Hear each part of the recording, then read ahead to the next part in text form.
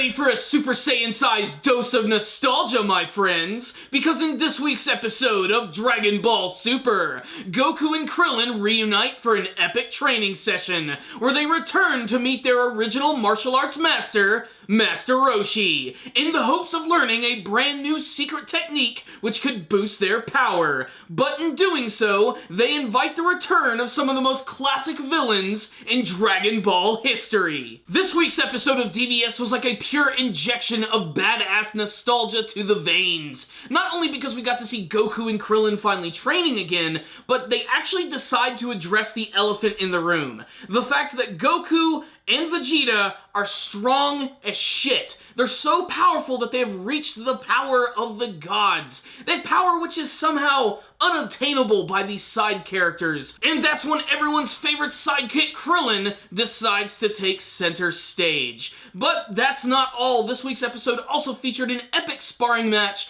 between Goku and Gohan as the Great Saiyaman. A lot of classic Dragon Ball villains got to return, and I mean a lot of them. We're talking the likes of Frieza, Cell, the Ginyu Force, Vegeta and Nappa from when they arrived on the planet for the very first time, Majin Buu, even King Piccolo. And to top it all off, which I honestly think is probably the coolest thing about the episode, is that Krillin is confronted by what is arguably one of the most horrifying things he's ever seen in his life.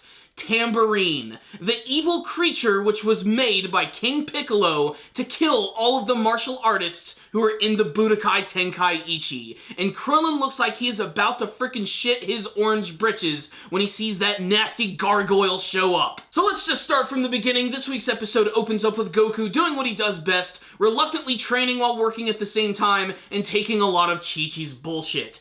Chi-Chi is starting to become a little insufferable in this series, as she's basically the constant buzzkill to everything that is always going on.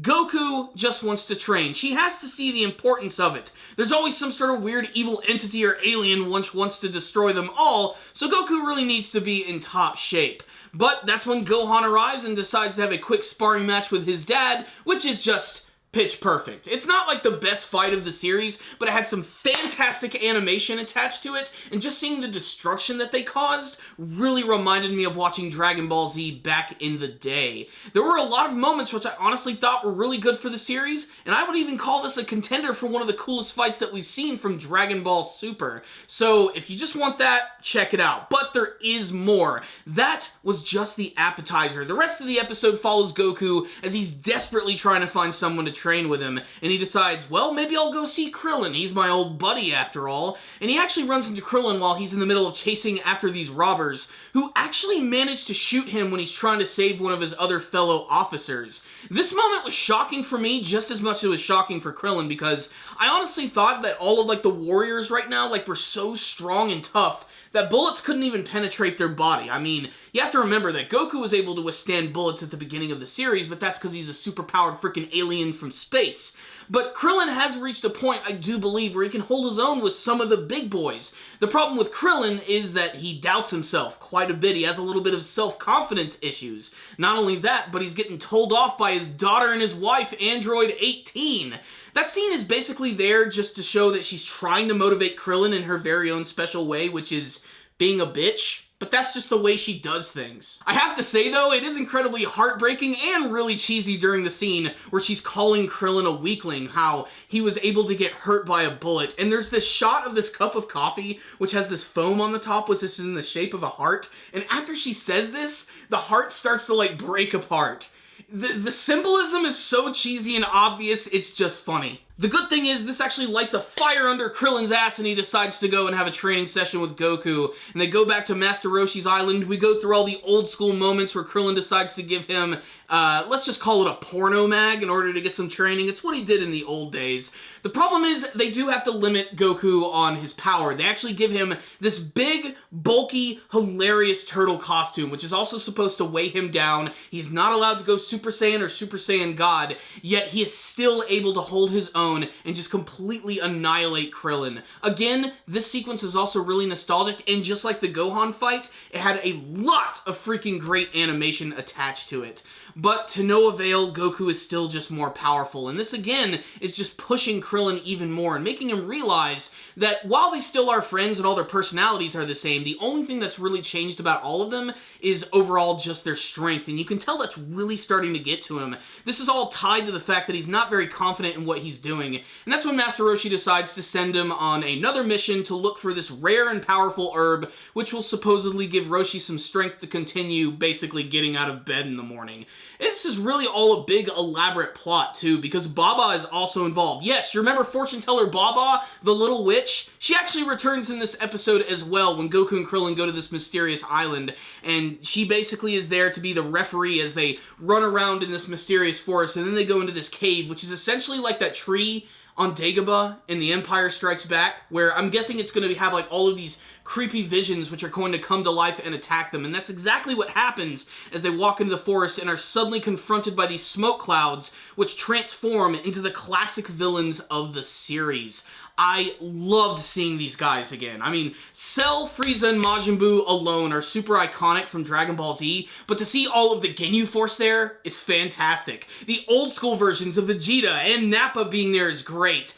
And of course, King Piccolo, who I honestly think is the best villain from the original Dragon Ball series, but for Tambourine to show up was great. I just loved it because Tambourine is the one who actually killed Krillin originally in the series. It's gonna be him confronting his greatest fears, and to make it all worse, these villains have not only just appeared in front of them, but they're all freaking massive. They're like titans. They're King Kong-sized. Kaiju Dragon Ball villains. Next week's episode is going to kick ass. So what's the rundown on this week's episode of Dragon Ball Super? It was freaking awesome. It was so great.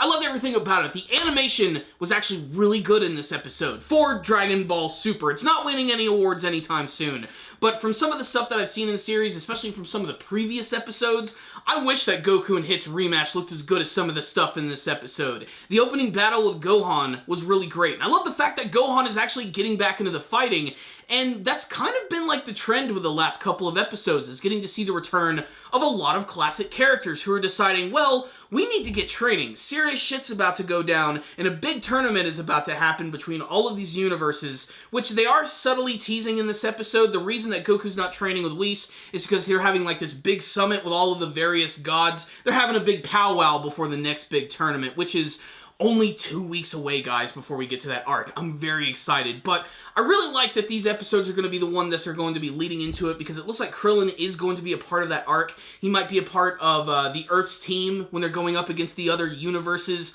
and, you know, I love seeing him get back in the orange gi and everything, but damn it, Krillin, I really wish you would shave your head again. That was always one of my favorite things about his character. He just doesn't look right when he has hair. I've never gotten accustomed to any of that. Like, when they decided to do it in the Majin Buu arc, I thought it looked terrible, mostly because of the way it looked then. The haircut he has now looks better, but it's still really jarring. I still prefer old school bald Krillin. Maybe we'll see that in the next arc. I'm not so sure.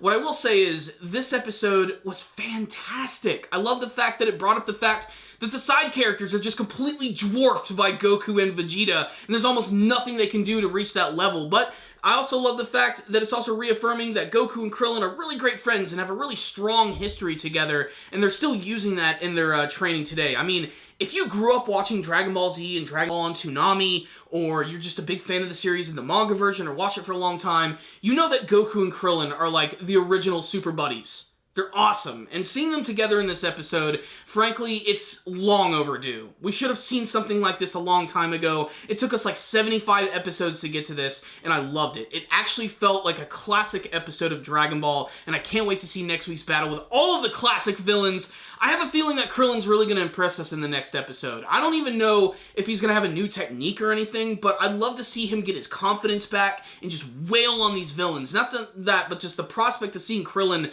fight against some of the villains we never see him fought against before, that's gonna be really cool too. I'm very excited for that. I think I'm most excited to see Krillin fight against Tambourine, because he's finally going to get revenge for his death in the first part of Dragon Ball. That is going to be great! I can't wait to see it. And who knows if Roshi actually does have a secret technique. Maybe this is just something to build Krillin's confidence and he realizes that Goku's just way too freaking strong.